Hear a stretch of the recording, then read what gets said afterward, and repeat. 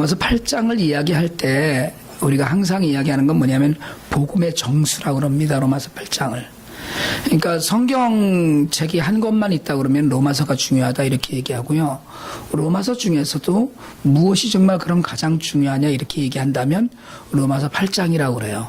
그래서 복음의 진수다, 복음의 정수다, 뭐 복음의 다이아몬드다 이런 이야기 하죠.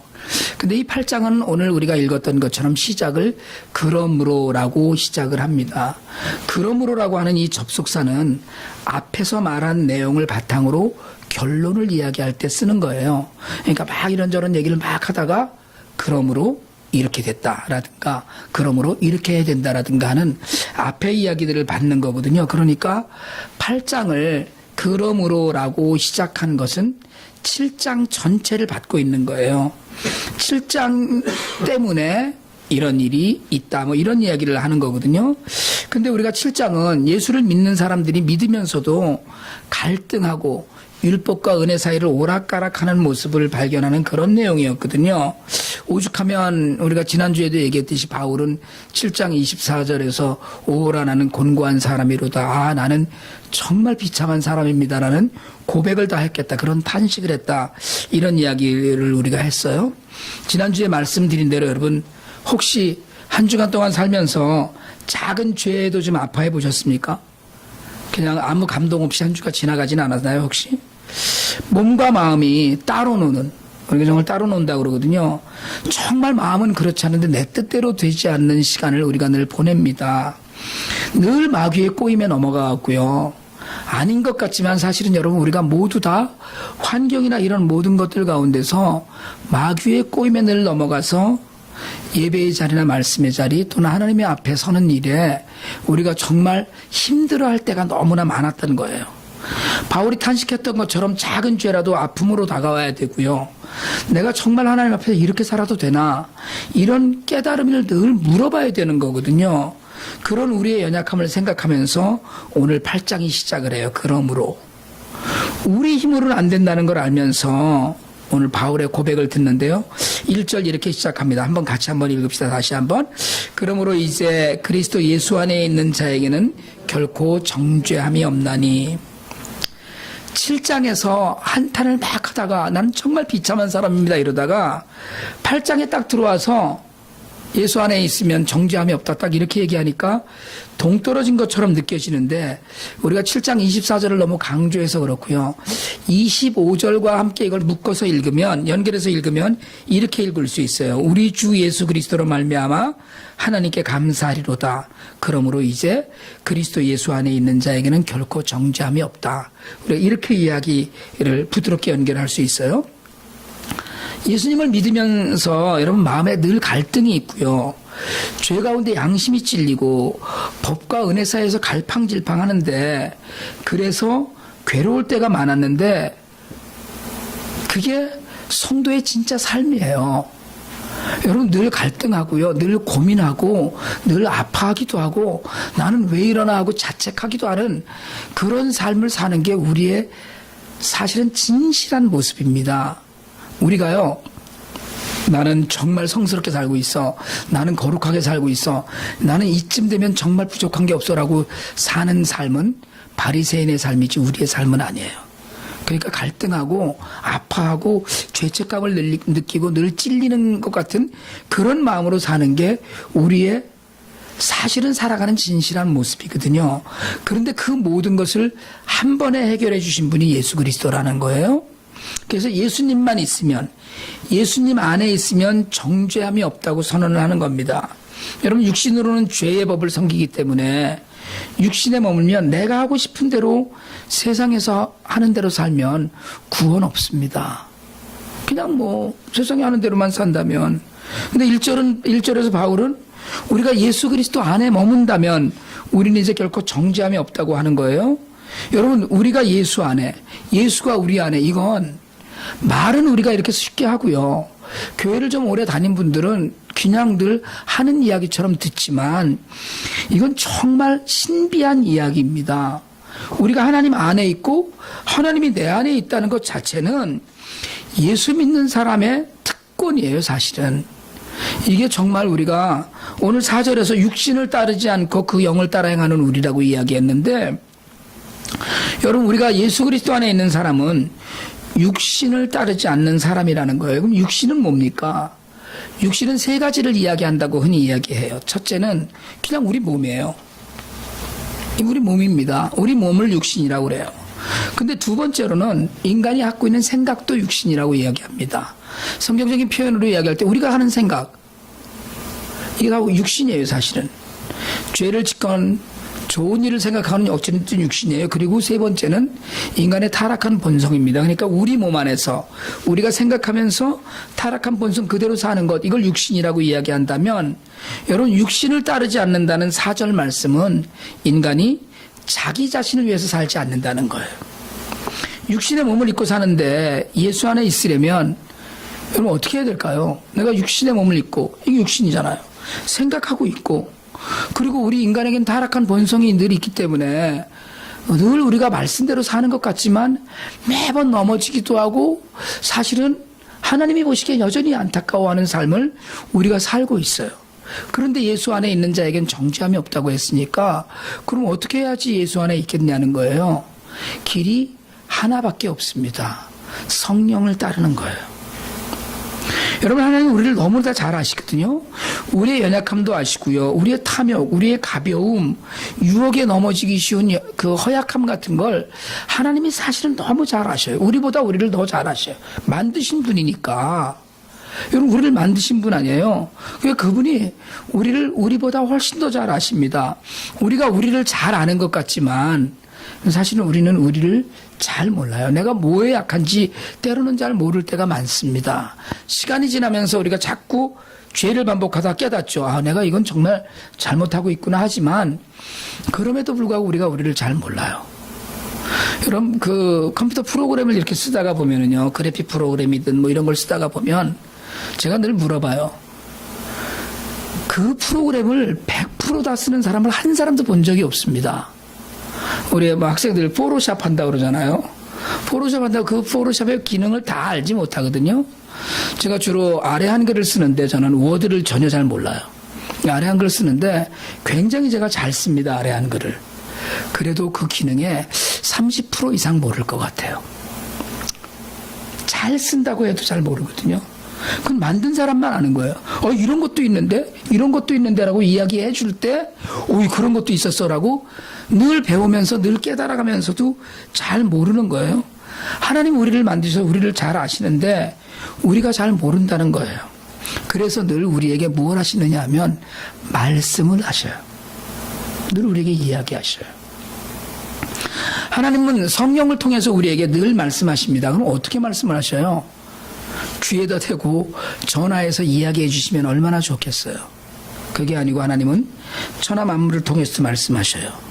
오늘 뉴스를 통해서도, 친구를 통해서도, 설교를 통해서도 가족들이 성령의 도구가 되어서 때로는 내가 가야 될 길이 무엇인지를 깨닫게 하십니다.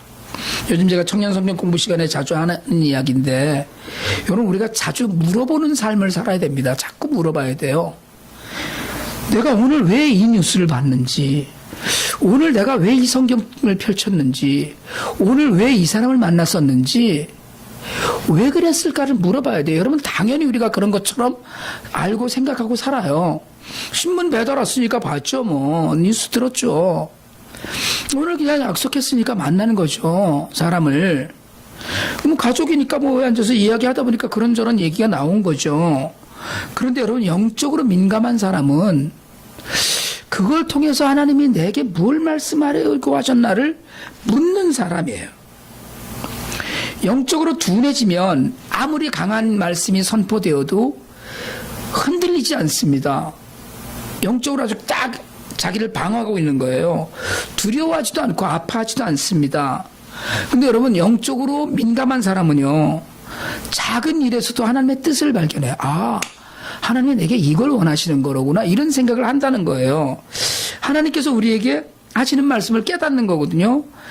아무리 작은 소리로 말씀을 하셔도 그 말씀을 듣습니다. 그런데 하나님과 관계가 멀어지거나 영적으로 둔해지면 아무리 큰 소리로 이야기를 해도 듣지 못해요. 여러분, 사람들이 많은 혼잡한 곳에서요, 엄마가 애 이름을 부르면, 아무개야라고 부르면 다른 사람들은 전혀 인식 못하는데 아이는 알아듣습니다. 시장에서요, 사람들이 많은데 아무개야라고 부르면 다른 사람들은 전혀 못 들었는데 애는 들어요. 그게 엄마와 나와 사이클이 맞는 거거든요. 하나님과 내가 사이클이 맞으면 영적으로 아무리 작은 말씀을 해도 그 말씀을 듣는데, 우리가 육신대로만 살기 시작을 하면 아무리 큰 소리로 얘기를 하셔도 무슨 얘기를 하신 거야? 라고 그게 그냥 고함 소리처럼만 들리는 거예요. 그게 영적인 인도함을 받는 거거든요. 그게 영적인 인도함을 받고 영적으로 예민해져야 돼요. 늘 기도하면서 스스로에게 묻고 깊이 생각해야 됩니다. 오늘 왜 이 말씀을 내가 들었을까? 오늘 차를 타고 가면서 왜 내가 이 풍경을 보았을까? 한 번쯤은 생각하면 그 가운데서 감사를 발견하기도 하고요. 때로는 그 가운데서 찔림을 발견하기도 하고요. 아, 내가 이렇게 살면 안 되는데, 그걸 묻는 거예요. 여러분, 제가 IT 사역을 이메일로 계속 늘 소식을 보냅니다. 들으면 마음이 아프다고들 해요. 제가 말씀 묵상과 함께 IT 사역을 보내는 분들이 있고, 이메일에 말씀 묵상은 전혀 보내지 않지만 IT 사역을 보내는 분들이 있어요.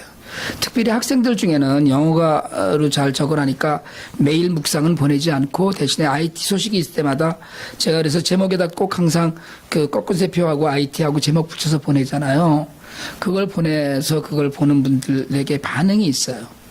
어저께 작년에 갔던 12학년 아이가 하나가 왔었어요. 우리 훈련하는데 왔다가 봉투를 하나 내밀고 가요.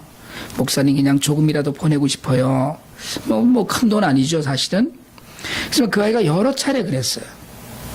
저는 늘 그때마다 그렇게 큰 돈을 만져본 적이 없는 것 같은 느낌이 들어요. 그 아이에게는.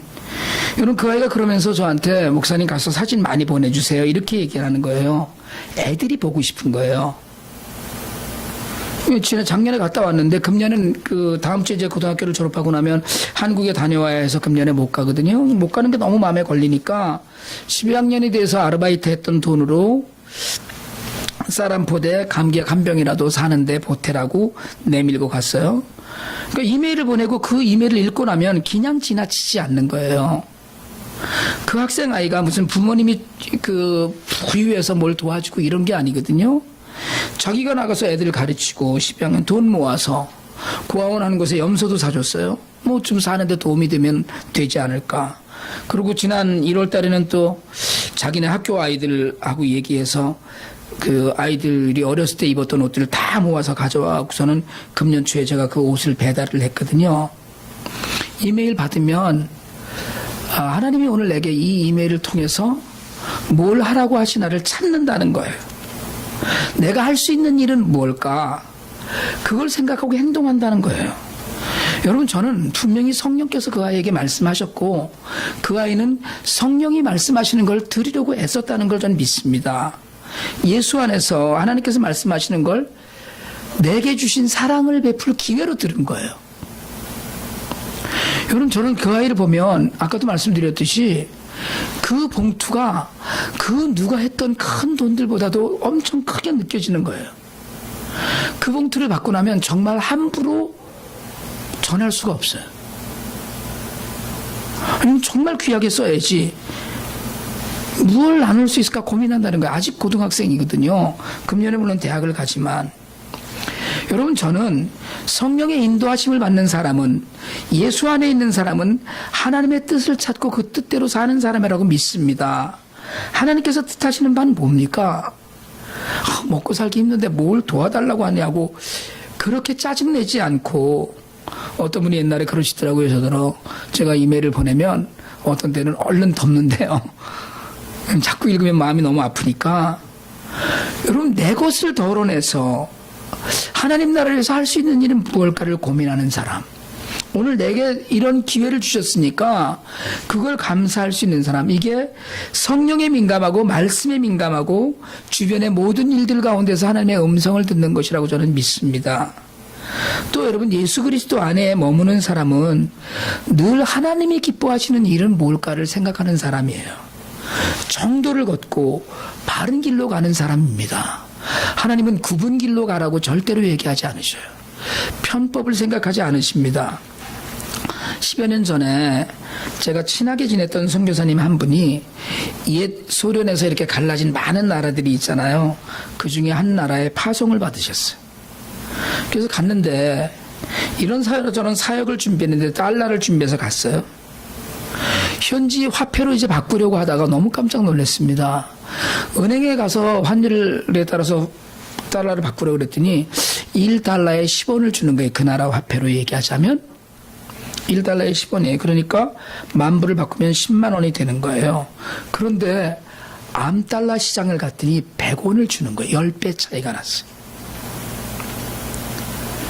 실제로 그 나라가 지금은 많이 안정됐다고 그랬지만 적어도 15년 전 그때 그런 형편이었어요. 그러니까 10,000불을 들고 가서 은행 가서 바꾸면 10만 원인데 암시장에 가면 100만 원이 되는 거예요. 여러분 10배의 일을 할 수 있는 거예요. 야, 이게 하나님이 보여주신 길인가 보다 하고 암시장에서 달러를 바꿀 수 있었어요. 그런데 그 선교사님이 그렇게 하지 않으셨어요. 하나님께서 하시겠다면 10만 원으로도 100만 원어치 일을 하실 거라고 믿었어요. 그렇게 하는 것이 하나님 하실 일이고 나는 그냥 정직하고 바른 길만 걸으면 되겠다. 그래서 남들이 다 하는 일이 아니고 하나님께서 기뻐하시는 길을 걷겠다고 했어요. 그 선교사님이 그러다가 한 10년이 채 안 돼서 그 나라에서 추방당했습니다. 근데 대개의 경우에 선교사들이 추방을 당하면 일단 감옥에 갔다가 추방을 당해요. 여러 가지를 막 이렇게 털어서 범법한 사실들을 찾아갖고 일단 감옥에 보냈다가 추방을 하는데 그 선교사님은 자신의 표현대로 감옥에 못 가고 추방을 당했어요. 그럼에도 불구하고 그곳에서 뿌려진 복음의 씨앗이 정직하게 자라서 현지인들이 예수를 믿기 시작한 거예요. 현지인들이 봤어요. 속이지 않고 돌아가지 않고 편법 쓰지 않고 사람의 방법을 생각하지 않는 선교사님의 삶을 봤어요. 선교사는 추방당했지만 말씀은 거기에 남아서 그 말씀을 배운 사람들의 생명이 살았어요. 여러분 그리스도 예수 안에서 있어서 육신을 따르지 않고 영을 따르는 사람은 세상에서 어려움을 겪어도 담대하게 하나님이 기뻐하시는 일은 무엇일까를 먼저 생각하는 사람입니다. 그러니까 하나님의 길에서 벗어나지 않으려고 애쓰는 거예요. 여러분 바라기는 정말 그리스도 예수 안에 있는 사람, 예수를 모시고 사는 사람, 그런 모습을 보이면서 살 수 있길 바랍니다. 오늘 우리가 말씀하신 정죄함이 없나니 이 정죄는 유죄 판결을 받는 이 법적 용어거든요. 유죄 판결할 때 쓰는 거예요. 그러니까 예수 그리스도 안에 있는 사람은 유죄라고 얘기하지 않는다는 거예요. 무죄예요. 예수님의 심실하심을 통해서 우리가 무죄가 된다는 거예요. 왜요? 율법이 요구하는 걸 다 예수님이 들어주셨다고 했기 때문에 그렇거든요. 그래서 오늘 2절은 이렇게 얘기합니다. 우리 한번 2절 같이 한번 읽어볼까요? 이는 그리스도 예수 안에 있는 생명의 성령의 법이 죄와 사망의 법에서 너를 해방하였음이라. 여기서 중요한 단어가 해방이에요. 여러분 예수님 안에 있는 생명의 성령의 법은 영원한 생명으로 인도하는 하나님의 은혜예요. 그게 성령의 은혜입니다. 아담 이후에 죽었던 생명이 다시 돌아오는 거예요. 예수 안에 있으면 이 법의 지배를 받고 예수 밖에 있으면 죄와 사망의 법의 지배를 받아요. 예수 안에 있으면 말씀의 은혜를 누리고 예수 밖에 있으면 돈의 은혜를 누릴 수 있어요. 그건 은혜일 수도 있어요. 본인이 누리게. 그러나 예수 안에 있는 사람들은 해방된 사람입니다. 죄에서 해방됐고 사망에서 해방됐어요. 더 이상 죄에 얽매여 살지 않고 죽음을 두려워하지 않아도 됩니다. 그런데 여러분 사실은 태어나면서부터 이걸 깨닫는 사람은 없어요. 예수를 오래 믿었다고 자동으로 해방되는 것이 아닙니다. 오직 예수 안에 있을 때 무죄 판결을 받았을 때 그것을 죄에서 해방한 것이라고 해요. 예수를 만난 사람의 특징은 뭡니까?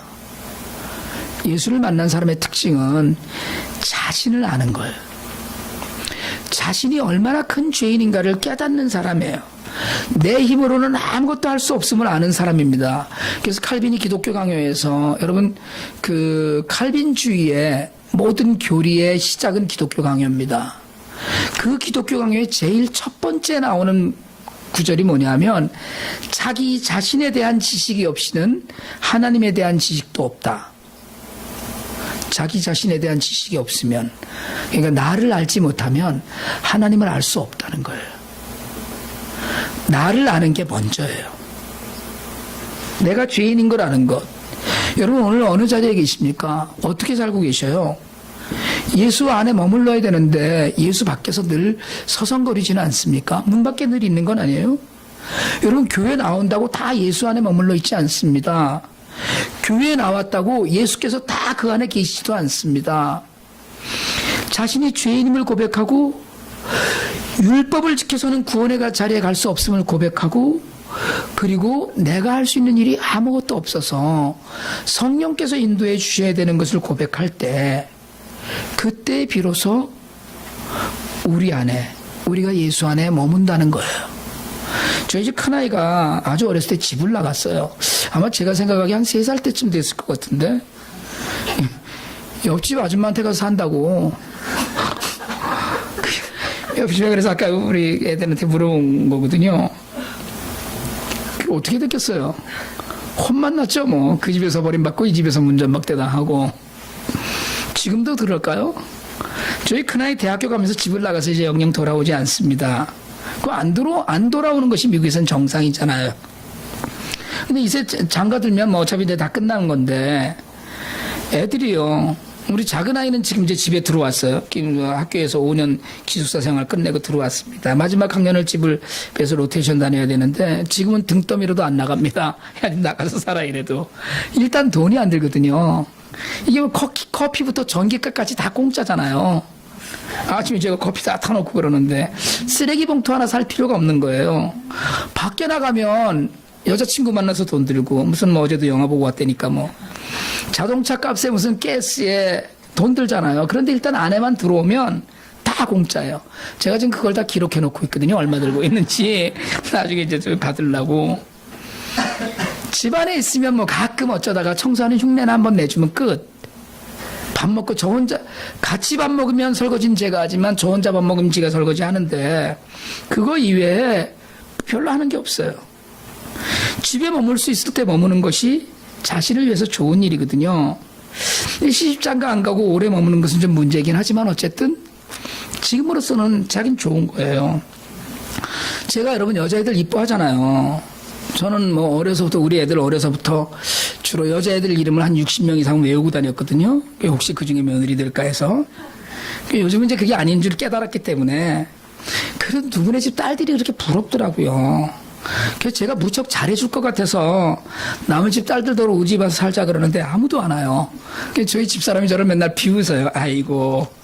제가 이제 윤주 집사부터 시작해서 담비 선생, 연수자매, 요새는 다은자매한테 우리 집 와서 살라고 그러는데, 얘들이 무슨 우리 집에 오면 설거지 시키는 줄 알고 안 오는 거예요. 왜? 철들었거든요. 담비 선생은 하나 착각을 하고 있더라고요. 자기가 집을 떠나면 아빠가 무척 서운해하고 슬퍼하실 거라나 뭐래나. 전혀 안 그런데. 여러분, 내 집이 좋은 거예요. 밖에 나가면 정말 좋은 것 같지만, 사탄 같은 게 있는 것 같지만 아니에요. 성령의 인도함을 받는 사람이 그리스도 예수 안에 있는 사람입니다. 성령께서 원하시는 거예요. 하나님의 집에 머무는 것. 하나님 아버지가 계신 곳에 머무는 것. 여러분, 예수님이 육신의 모양으로 오셔서 율법이 요구하는 모든 걸 완성하셨습니다. 끝났어요. 우리는 그냥 해방의 기쁨을 누리고 무죄 선언을 들은 사람이거든요.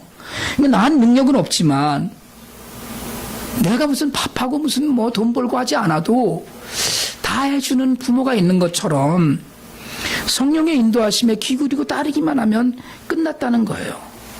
여러분, 바쁘시잖아요. 할 일도 많으시잖아요. 그죠? 재미있는 일도 많잖아요. 근데 우리가 왜 바쁜지, 이 재미있는 일이 우리를 지금 어디로 인도하는지 잠시 멈춰서서 생각해 보시길 바랍니다. 정말 즐거운 일이 있을 때 이게 한번 영적으로 스스로에게 좀 물어보시길 바랍니다. 요즘 마음이 찔리는 일이 있는데 내가 왜 이럴까 하는 생각조차 들지 않는다면 너무 멀리 나가 있는 거예요. 잠시라도, 여러분 정말 잠시라도 그리스도 예수 안에서 벗어나서 예수 밖에 있다면 돌아보시길 바랍니다. 예수 안에 진짜 기쁨이 있어요.